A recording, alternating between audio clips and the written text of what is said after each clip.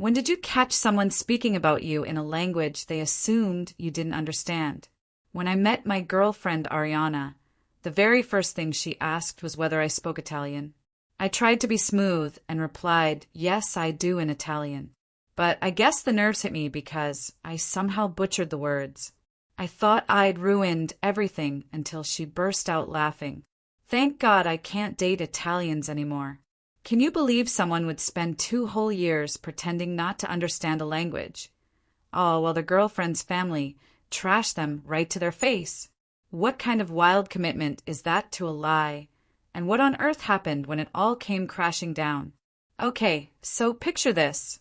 I met Ariana, and honestly, I was completely head over heels from the start. She was incredible. Early on, I remember her casually mentioning how her ex used to eavesdrop on family conversations, then bring them up later, unprompted. I just smiled, played it cool, and thought to myself, good thing I don't know Italian. Then I smoothly steered the conversation away from anything related to Italy. By the end of that evening, I was so smitten, so completely gone for her, that I figured I'd just deal with the whole I'm fluent in Italian thing later. I'd cross that bridge when I got to it, right? What could possibly go wrong? Well, everything. Everything could go wrong. My first family dinner with her parents happened, and it was a nightmare. Her mom looked me up and down, practically x-raying me with her eyes, and said in perfect Italian, "So this is him, huh? Does he even have a job?" My jaw just about hit the floor. Then her father, bless his heart, chimed in, "Marketing? My nephew's 16 and could do that." I heard Ariana whisper something back to them, and they all chuckled. Then she squeezed my hand, putting on this fake sweet smile, and translated, "They're saying how wonderful it is to meet you." Her parents smiled back with zero warmth, and my stomach dropped. This was it. This was the bridge I'd chosen to ignore, and it was collapsing under me already. For the next 2 excruciating years, her parents tore into me. Every single time we saw them, they'd comment in Italian about everything. My hobbies? Grown man watching superhero movies, her mom would sneer. My future with Ariana? You're really wasting your life on this loser. Even my upbringing wasn't safe. Were his parents circus clowns or something? They'd ask, laughing. Each time, Ariana would lean in and mutter something quiet to them. Sometimes she'd actually stifle a laugh or give me this "what can you do?" face that made my blood run cold. But the absolute worst part was the constant comparison game. Remember when Marco, her ex, brought those expensive wines? Marco's family had that house in Tuscany. At least Marco could grow a proper beard. After every single mention, Ariana would say something super quietly to them, and they'd all glance at me with what looked like pity. I was struggling, really struggling, not to blow my cover, not to scream at them in their own language. Every dinner was an agonizing test of my willpower, a silent war I was fighting all by myself. Then the universe decided to throw a curveball. Ariana found my old Italian notebook while searching for her passport.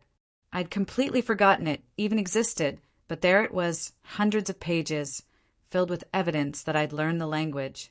My heart hammered against my ribs when she asked that evening, "What's this?" Her face was pale, like she was genuinely scared I'd understood every single word all along. "It was my brother Jack's," I blurted out before I could even think. "He loved Italian culture before he died." She looked down, clearly afraid to press my obvious lie, but then she mumbled almost to herself, "But Jack died when he was 6. I froze. She was on to me. I stammered. Jack was advanced for his age. Her eyes narrowed, but she just hugged me and walked away. I looked up at the sky, a silent high five to my little brother, thinking we'd gotten away with it. Unfortunately, we absolutely did not. Soon, Ariana started testing me. It was subtle at first, casually playing Italian music while cooking, watching my face for recognition, then mentioning Italian movies. "Have you heard of Cinema Paradiso?" She'd study my blank expression for any cracks. She even asked me to pronounce menu items at restaurants. analyzing whether my butchered attempt seemed genuine. The thought of me knowing the truth must have driven her absolutely insane. Her investigation escalated. She found Italian in my phone's language settings. My phone came like that. I never deleted it, I explained, trying to sound nonchalant. But then she discovered I'd watched The Godfather with Italian subtitles. I was trying to read them. I laughed. Thought it would be authentic, for the credits. She checked my Spotify. No Italian songs, but the algorithm kept suggesting Italian playlists. It knows I like pasta restaurants, I joked. She wasn't laughing. The tests grew smarter. She'd mix Italian words into English sentences, watching for recognition. She found a receipt from an Italian bookstore. That bookstore also sells coffee. I met a client there, I said, trying to keep my voice steady. My college transcript showed I'd taken Spanish, but she found Italian conjugations doodled in my old notebook margins. Study buddy was Italian, I offered. He'd doodle while we studied. Then came the most suspicious evidence, my laptop's autocomplete. When she typed come, it suggested sty. I looked genuinely puzzled. Maybe from that time you used my laptop for your parents' emails? She knew she'd never done that, but she couldn't prove it. My YouTube history had gaps, but I always cleared it periodically, a habit born of secrecy. The investigation reached its peak while we were traveling across the country to meet my parents for the first time. During the long drive, she tested me one last time. If you understood Italian, would you tell me? Of course, I said, my heart sinking a little. My mom greeted us warmly the second we got there, a stark contrast to Ariana's parents. Everything was going great. We were enjoying ourselves until dessert. Ariana innocently mentioned wishing I could understand her family better. Oh, but he should, my mom said brightly, spoon hovering over her tiramisu. He spent entire summers with his grandmother. My dad, bless his panicked heart, jumped in England, desperately, in London, hanging out with his English cousins. Mom froze mid-sentence, spoon still suspended. Of course it was in England, she mumbled. The blood drained from Ariana's face. She looked at me, then at my parents, trying to piece it all together. Not another word was said about it, but the drive home was silent. Ariana stared out the window, undoubtedly replaying 2 years of family dinners. Every cruel comment, every whispered response, every stifled laugh at my expense. She knew I knew her family made me their personal joke, and that she had joined in. And she knew I'd started our entire relationship with a massive, gut-wrenching lie. We slept separately that night. It was just understood. When I woke up in the morning, she was already in the kitchen, holding a cup of coffee. "Dobbiamo parlor," she said, her voice cutting through the silence. "We need to talk." What she told me next changed the rest of my life forever. She set her coffee cup down on the counter with a soft click that seemed to echo in the quiet kitchen. Her hands were shaking just enough to make the remaining coffee ripple against the sides of the mug. "Do you speak Italian?" she asked, her voice steady, impossibly steady, even though everything else about her seemed ready to fall apart. The question hung between us for what felt like an eternity, but was probably only a second or two. I could see it in her eyes. She already knew the answer. She'd known since my parents' house, since my mom completely blew my cover. But she needed to hear me say it, needed me to finally tell her the truth after 2 years of agonizing lies. I took a deep breath, one that felt like it went all the way down to my toes. "Yes," I said, the word coming out quieter than I intended. "I'm fluent. Have been since I was a kid." The admission felt like pulling a splinter out that had been stuck under my skin for years. Painful, yes, but necessary. Her face didn't change much, but I saw her jaw tighten slightly. She nodded slowly, processing what I just confirmed, even though she'd already figured it out. Her eyes, though, they showed everything she was feeling all at once. Hurt and anger and something that looked like grief for what she thought we had. She opened her mouth to say something, closed it then opened it again. "I'm pregnant," she said, the words tumbling out fast, like she needed to get them out before she lost her nerve. The kitchen suddenly felt too small and too quiet at the same time. My brain tried to process both things at once. The fact that she knew I'd been lying, and the fact that we were going to have a baby. Neither of us moved for what felt like minutes, but was probably only seconds. The coffee maker beeped to indicate it was done brewing, but neither of us got up to turn it off. We just sat there at our small kitchen table, the weight of everything pressing down on us. The lies, the pregnancy, the broken trust, all of it just sitting there between us like a massive wall we'd have to figure out how to climb over or knock down. She rubbed her face with both hands, and I noticed her nail polish was chipped, something she never would have let happen before all this started. "We need time to think," she said through her hands. I nodded, even though she couldn't see me. "Yeah, we do." We spent the rest of the morning moving around each other carefully, like we were both made of glass that might shatter if we bumped into each other. She went to take a shower, and I cleaned up the kitchen, washing her coffee cup 3 times because I wasn't really paying attention. When evening came around, we ended up back in the kitchen because neither of us knew where else to go. I finally told her about all the times her parents had insulted me, word for word, while she translated their words into fake compliments. "Your mom called me a loser at least 50 times, I said, watching her face carefully. "Your dad said I was worthless, that you were wasting your life on me." Her eyes went wide, and she actually looked shocked, like she'd never truly thought about what those fake translations meant to me, how deeply they'd cut. I knew what they were saying, but I thought if you didn't understand, it wouldn't hurt you. The sheer logic of it made me want to laugh, but nothing about this was funny. She looked down at her hands, folded on the table. "Sometimes I laughed along with them," she admitted, her voice getting smaller. "It was easier than fighting with them all the time. They're my parents, and I wanted them to like you, but they wouldn't give you a chance, so I just went along with it." The honesty stung deeply, but I was glad she was finally telling me the truth about something. We sat there for a while longer before deciding we needed 2 weeks to figure out what we wanted to do.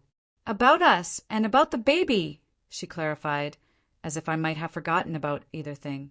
Neither of us knew if we could fix what was so profoundly broken between us, but we had to try to figure it out now that there was going to be a kid involved.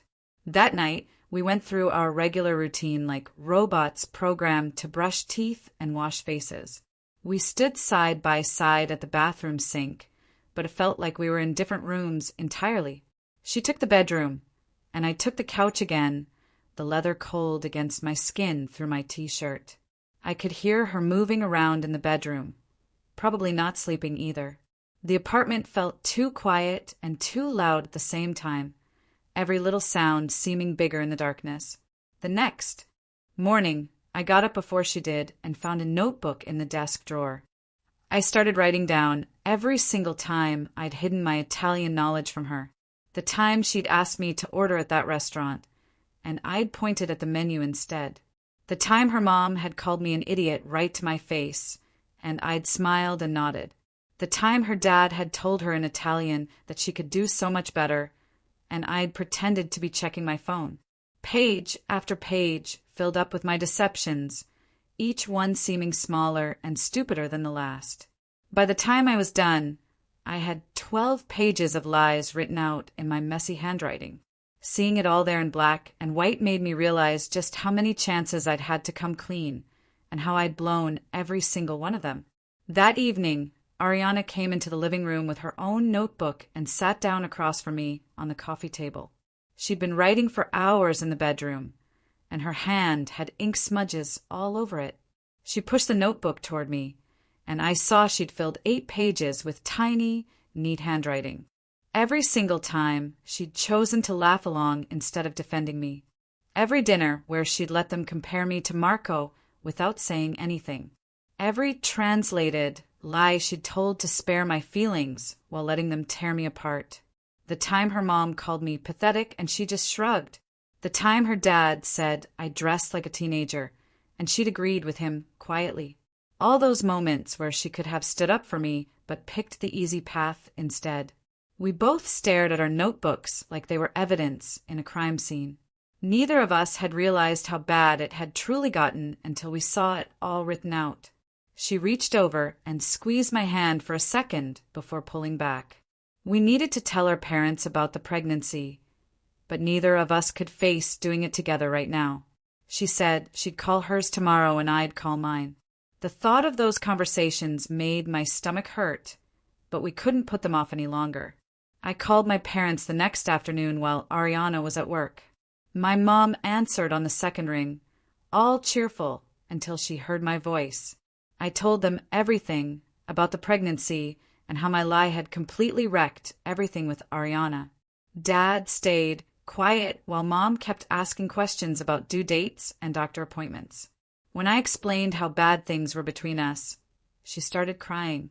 Dad finally spoke up and said they were disappointed in me for lying, but they'd support whatever we decided.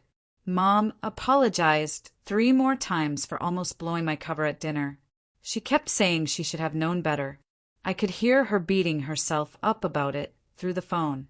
By Friday, our first prenatal appointment had arrived, and we drove to the clinic in complete silence. The waiting room was full of happy couples, holding hands and rubbing bellies. We sat 2 chairs apart, pretending to read magazines. When the nurse called us back, we walked down the hallway like strangers who just happened to be going in the same direction. She did all the basic checks and measurements while we answered questions about family medical history. Then the doctor came in with the ultrasound machine and squeezed gel on Ariana's stomach. The room went dark except for the monitor. At first, it was just static and weird shadows moving around. Then we heard it, that fast whooshing sound, like a tiny train racing through a tunnel. The heartbeat.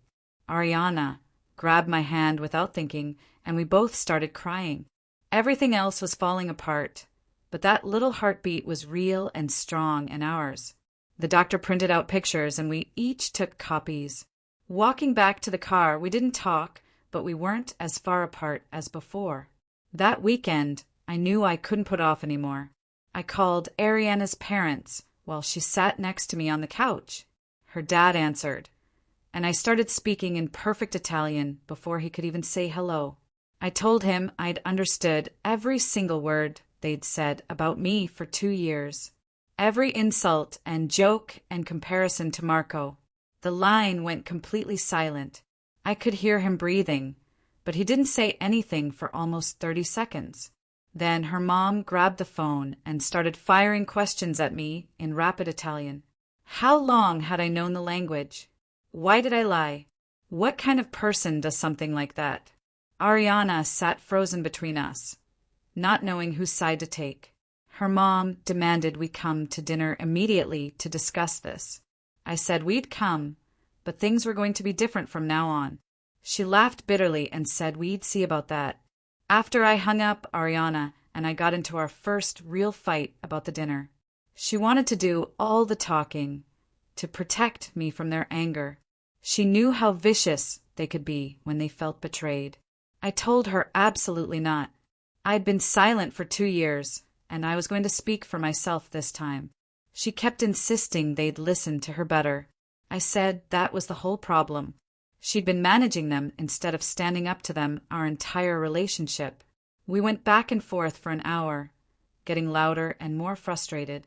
Finally, we agreed I'd lead, but she'd jump in if things got too heated. Neither of us felt good about the compromise. The dinner was 3 days later, and my hands were shaking as we walked up to their door. Her mom answered without saying hello and led us to the dining room. Her dad was already sitting at the table with his arms crossed. I sat down and started speaking in Italian immediately.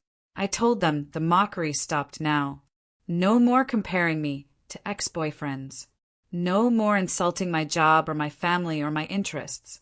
If they wanted to be in their grandchild's life, they needed to treat me with basic respect. Her mother tried to interrupt, but I kept going. I said I took responsibility for lying, but their cruelty was inexcusable. Ariana's voice shook, but she backed me up. She told them She was tired of being stuck in the middle. She wanted them to accept me, or at least stop actively undermining our relationship. Her dad finally spoke and said we'd humiliated them by keeping the secret. Her mom added that trust was earned, not demanded. The conversation went in circles for 2 hours. Finally, we left with nothing resolved, except an agreement to try family counseling. In the car afterward, we sat in the driveway, not ready to go home yet.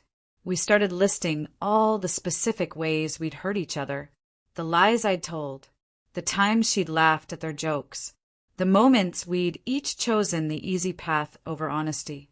Every betrayal and disappointment came pouring out. We both ended up sobbing in that dark car, not just for what we'd done, but for what we'd lost.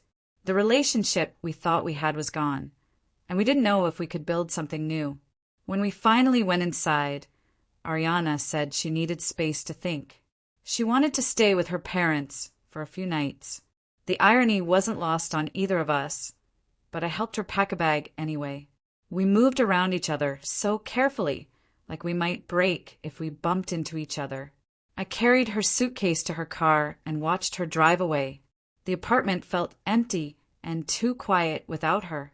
I tried to focus on work, but couldn't concentrate on anything. The presentation I was supposed to finish sat open on my laptop screen, but I just stared at it. The deadline came and went, and I didn't submit anything.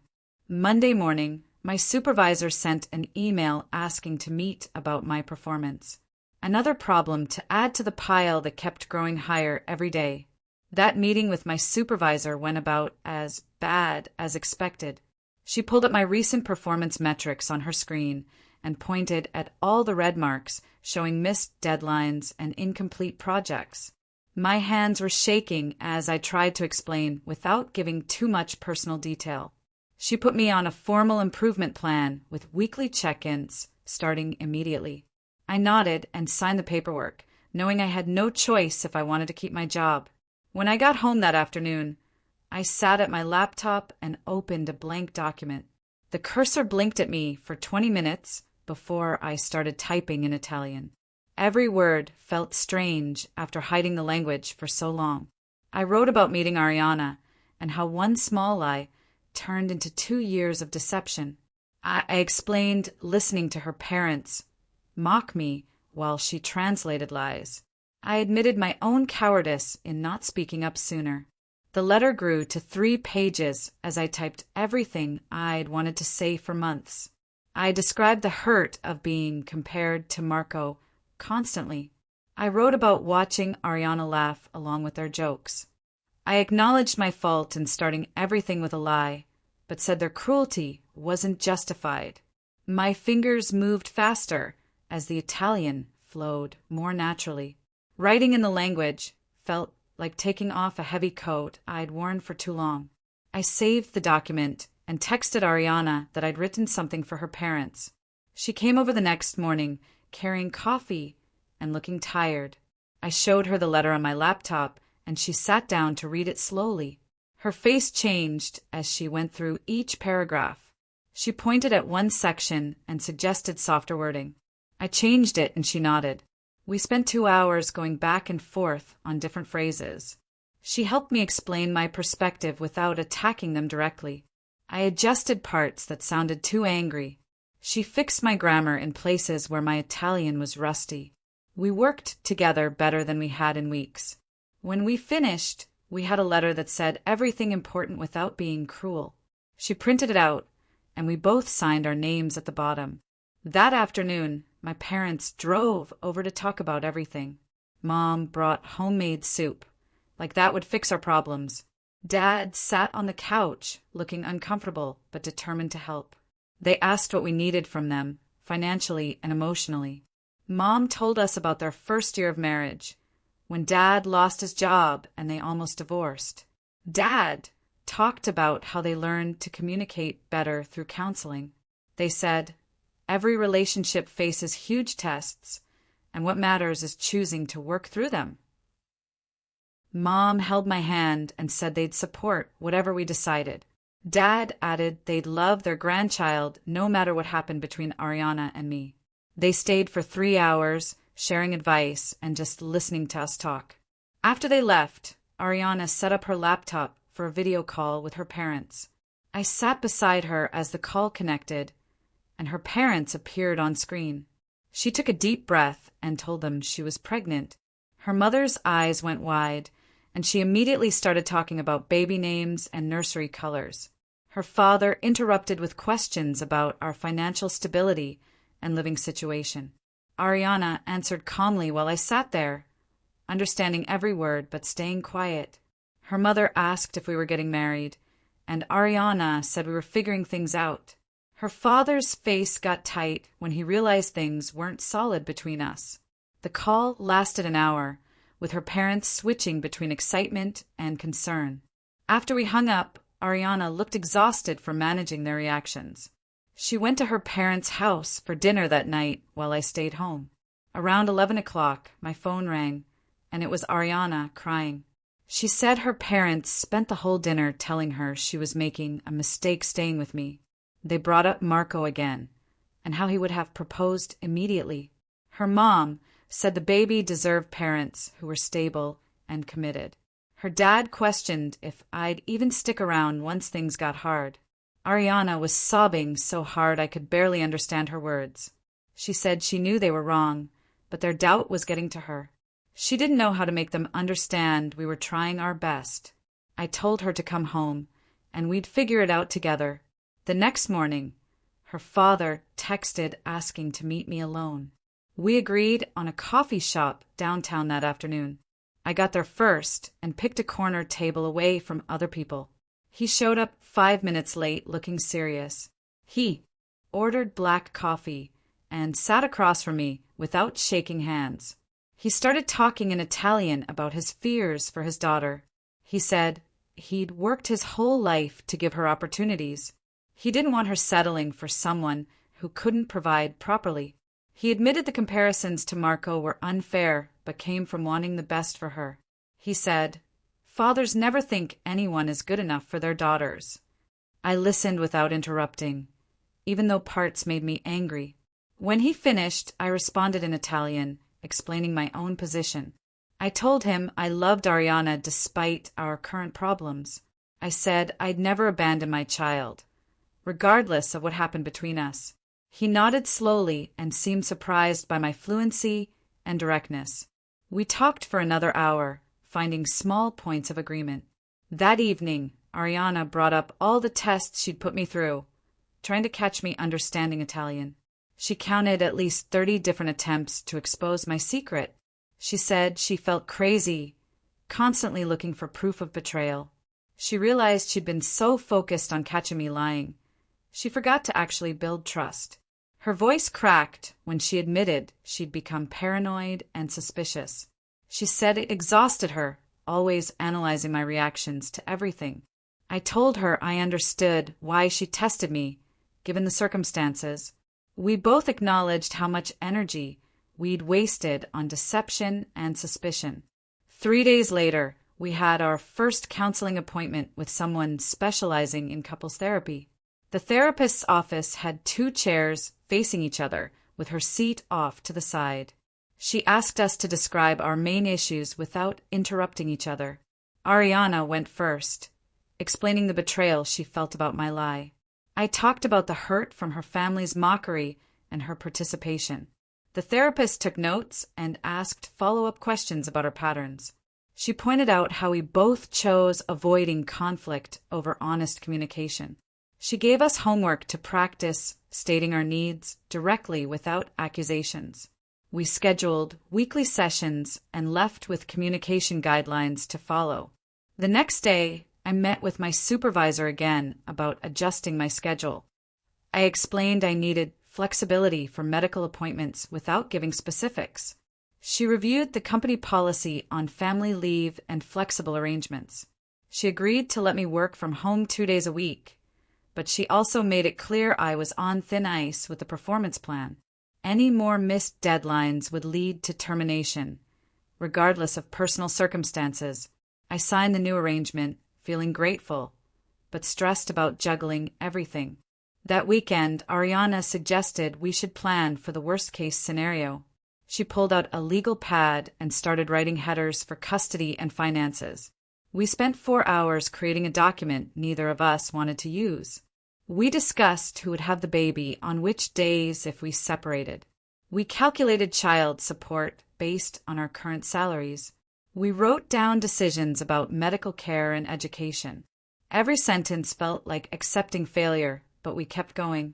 We agreed on splitting holidays and birthdays if necessary.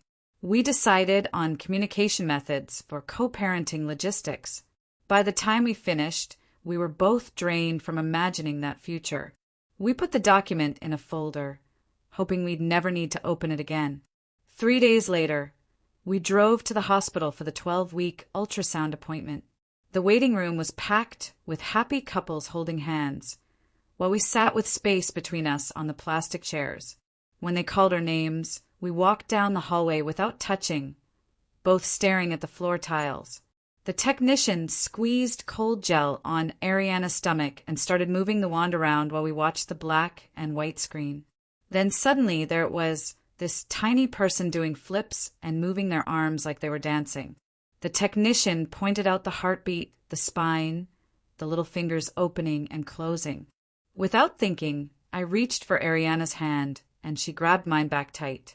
We both had tears running down our faces, watching our baby move around like that. The technician printed out pictures, and we walked to the car still holding hands. The first time we'd touched in weeks. Neither of us said anything about it, but we didn't let go until we got to the parking lot. The next weekend, we decided to try lunch with her parents at this Italian place downtown. We'd agreed on a new rule before going. No mockery in any language, period.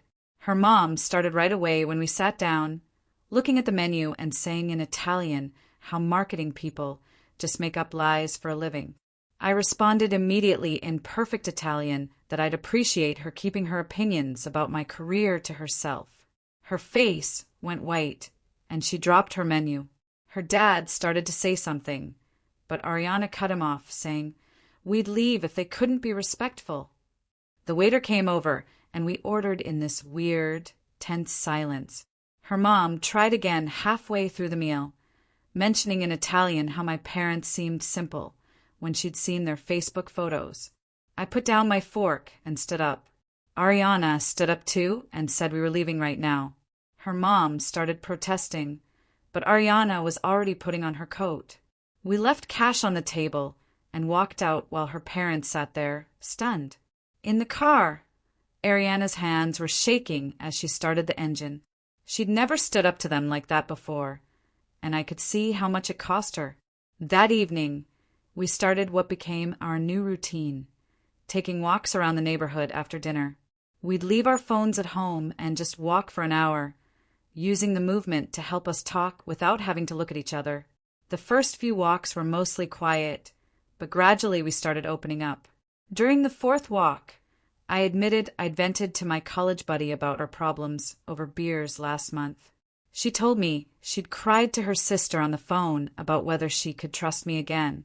I confessed I'd looked at apartment listings online after really bad fights. She said she'd packed a bag twice, but never actually left. We kept walking and listing all these small betrayals we'd kept secret. Each confession hurt to hear, but also felt like cleaning out an infected wound. We passed the same houses and the same dogs barking behind fences while we laid everything out there. By the time we got home, we were both exhausted, but the air felt clearer between us. Monday morning, I got called into my supervisor's office for my performance review. She had spreadsheets showing all my missed deadlines from the past month and client complaints about delayed responses. My numbers were way below target, and I'd missed 2 important presentations. She said she understood I had personal issues, but the company needed me functioning at full capacity. She put me on a formal performance improvement plan with weekly check-ins and specific targets to hit. If I didn't meet them within 60 days, they'd have to let me go. I signed the paperwork, knowing I deserved it after how distracted I'd been. Walking back to my desk, it felt like everyone was watching me, knowing I was hanging by a thread. That night, Ariana's mom created a family group text, and added me without asking.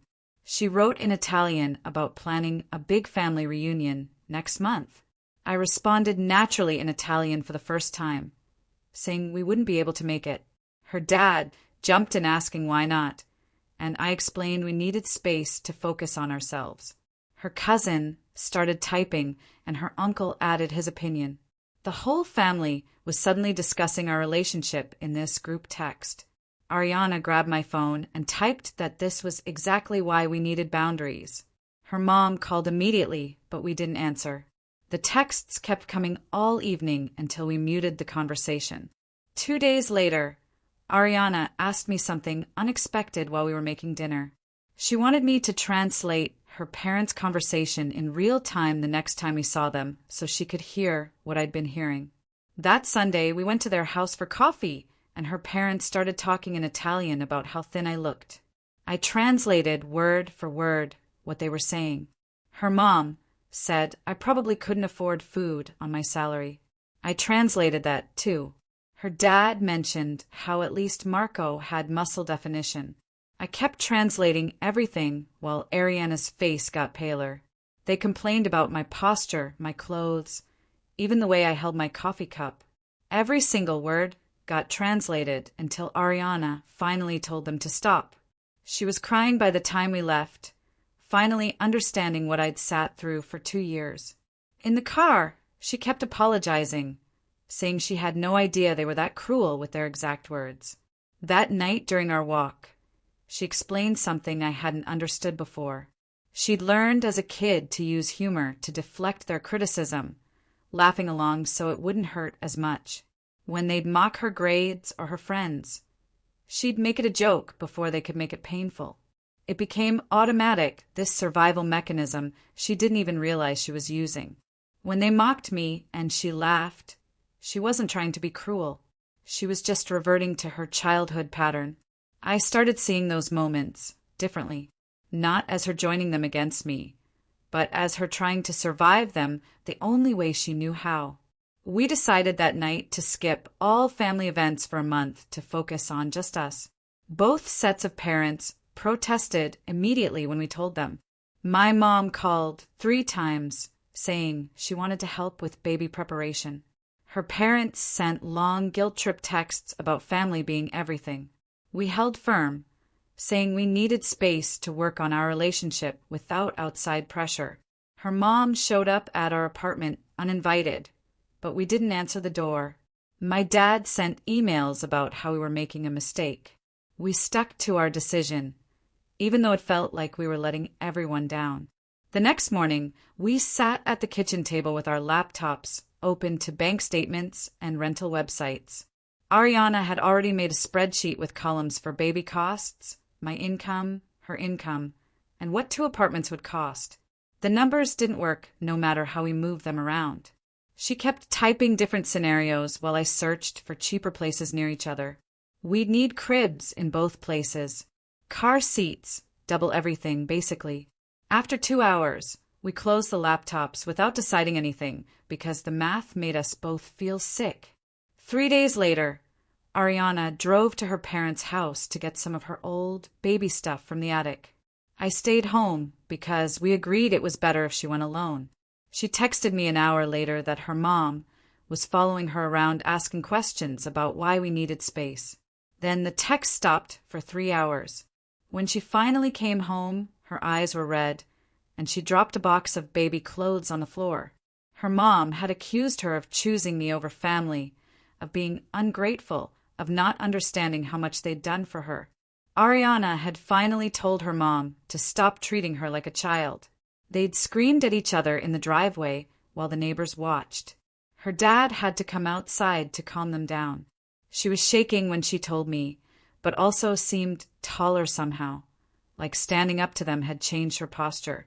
That weekend, while we were cleaning the nursery, I stopped and looked at her.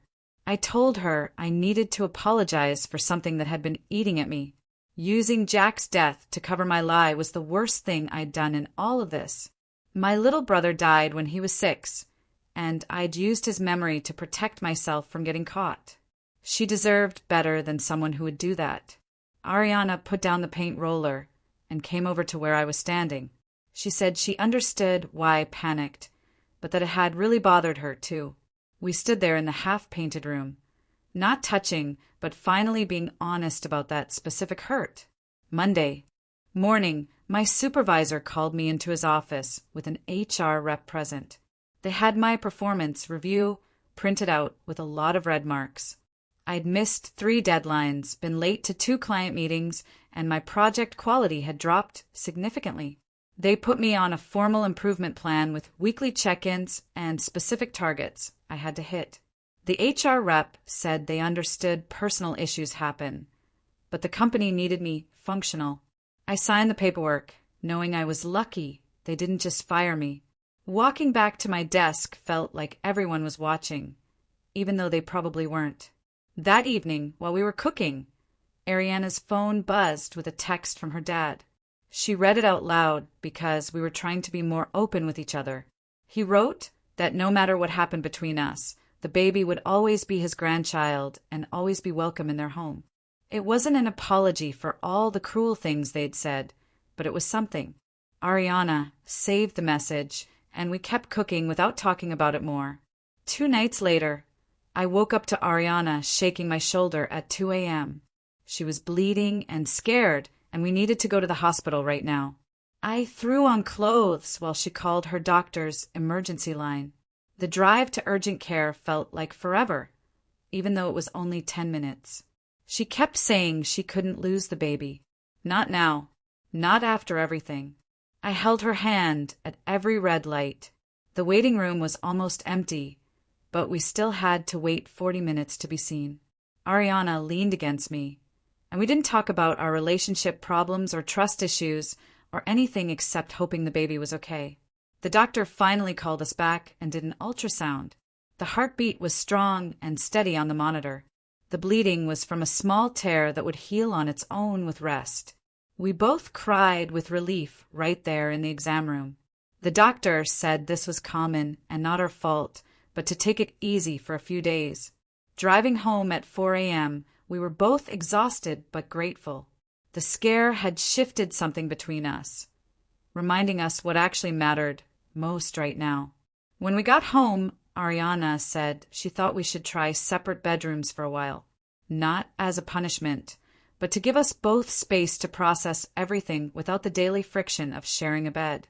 I helped her move some clothes to the guest room, and we set it up with her things. It felt sad watching her arrange her stuff in there, but we both slept better that night having our own spaces.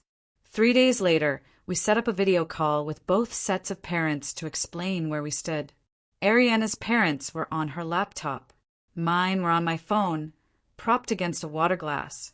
We told them we were focusing on being good co-parents rather than trying to force our romantic relationship to work right now. My mom started crying immediately.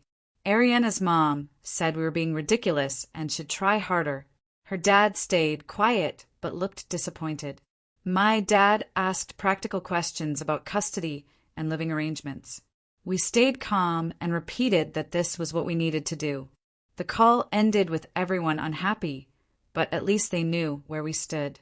The next afternoon, we got into our first real argument since the separate bedrooms. Ariana thought the baby should learn Italian to connect with her family heritage.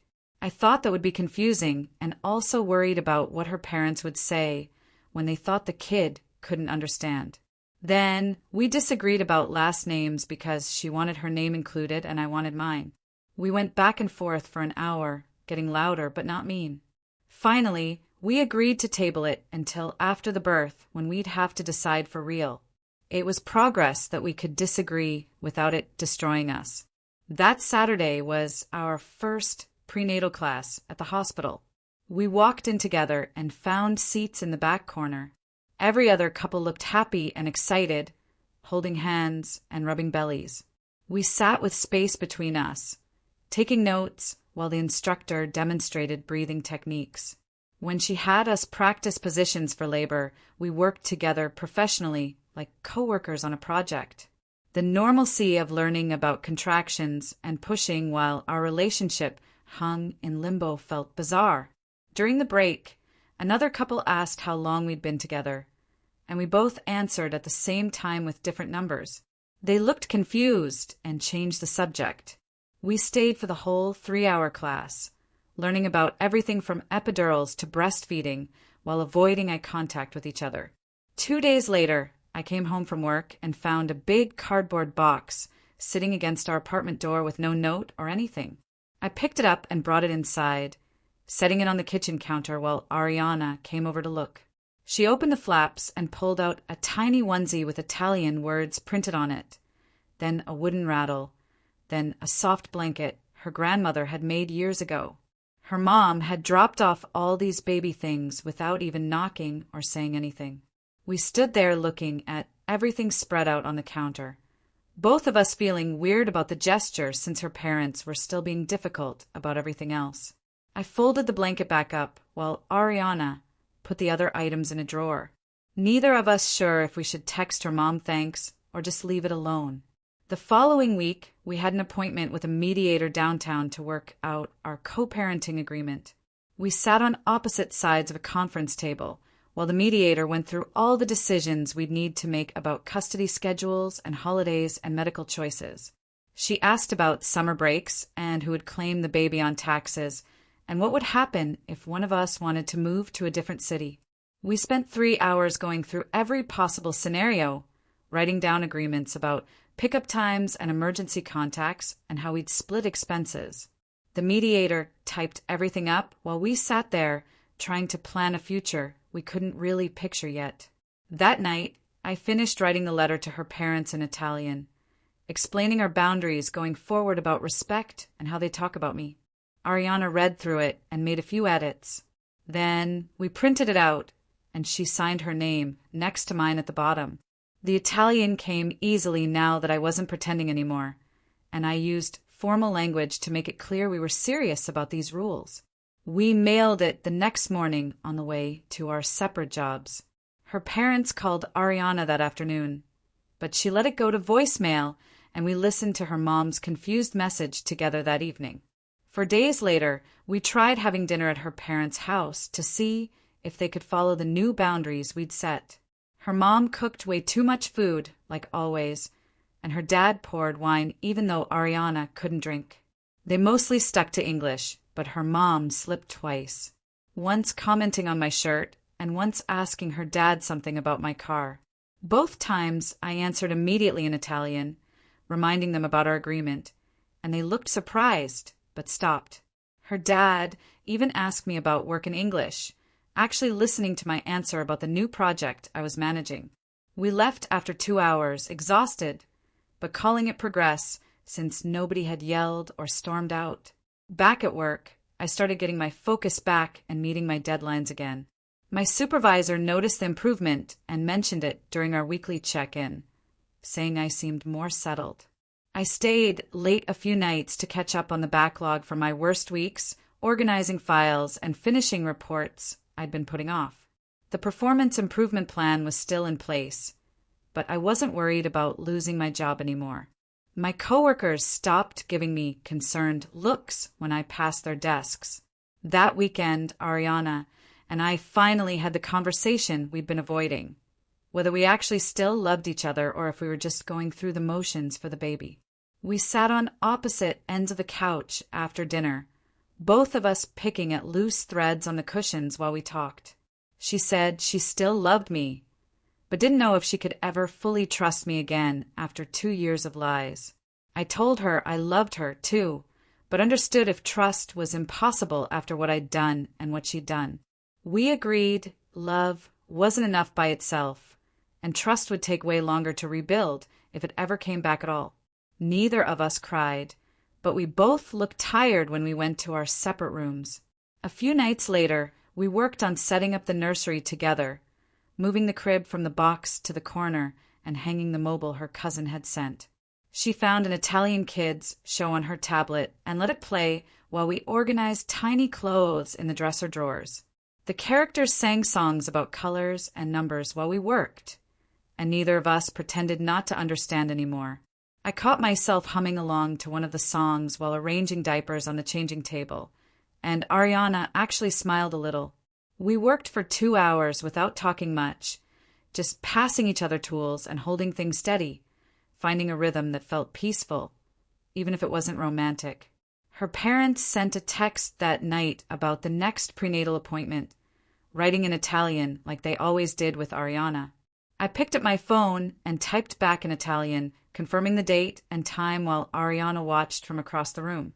Her dad responded with a thumbs-up emoji and her mom sent a heart. Both of them accepting my response, without comment. We weren't together exactly, but we weren't completely apart either. Just finding some new way to be a family that nobody had a name for yet. This whole journey has been, well, it's been something else. It makes you really think about the impact of a single lie and how complicated family can get, doesn't it? What would you have done in my place? Have you ever faced something like this, where you had to completely redefine a relationship? Tell me what you think in the comments below. I really want to know.